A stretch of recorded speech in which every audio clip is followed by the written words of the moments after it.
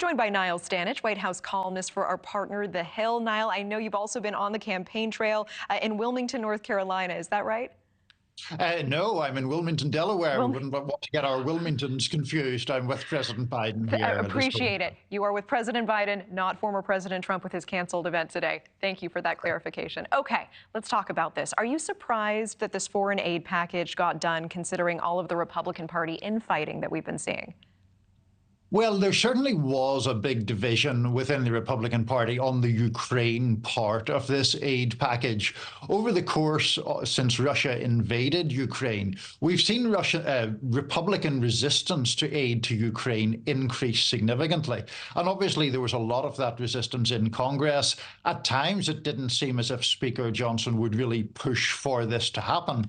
Now he has done so. There was significant Republican opposition, but there was also significant Republican support, and that together with Democratic support has been enough to get this legislation through the House. What does the future hold for Mike Johnson's speakership? What's the latest you're tracking there? Well, there are obviously now at least 3 Republicans who have declared their opposition to him: Marjorie Taylor Greene of Georgia, Thomas Massie of Kentucky, and Paul Gosar of Arizona. The so-called motion to vacate, to make matters simple, only requires one of them to really go forward and hold a vote. The big advantage that Speaker Johnson has is that there is very, very limited Republican appetite for the kind of chaos that we have seen in the fairly recent past after the ouster of Kevin McCarthy as Speaker, for example. Republicans don't want to show that kind of messy face to the American public. So that may protect Speaker Johnson for a little while to come. Okay, I appreciate that context. I want to ask about border security, because for some Republicans, that was a must in order to pass Ukraine aid. That was not included in the end. What happened? How did this get to the point of approval? Well, the whole issue with border security was this version where the different parts of a legislative package were sort of separated out.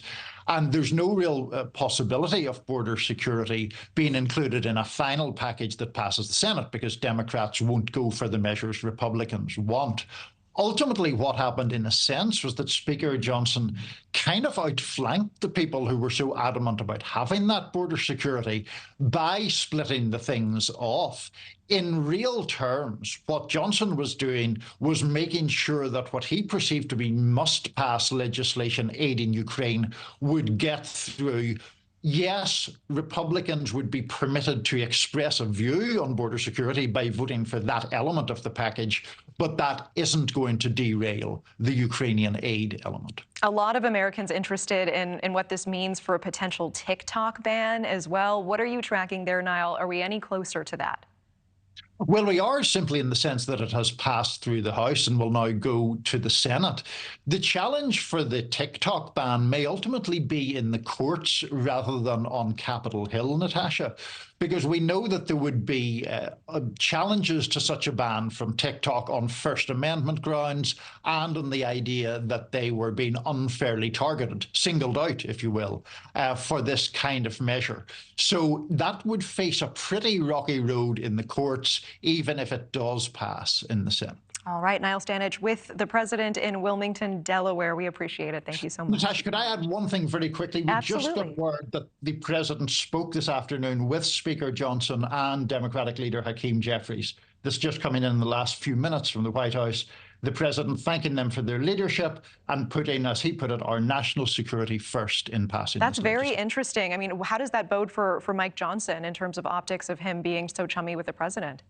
Yeah, probably not great with the Republican conference. I mean, Biden's trying to make it an example of bipartisan cooperation. Sure. Whether that does Mike Johnson any good internally is a different matter. Very interesting. We'll talk more about it. Thanks so much for that breaking news as well, Niall. Thank you for watching. Go to newsnationnow.com to find News Nation on your television provider. And don't forget to click the red subscribe button below to get more of News Nation's fact-driven, unbiased coverage.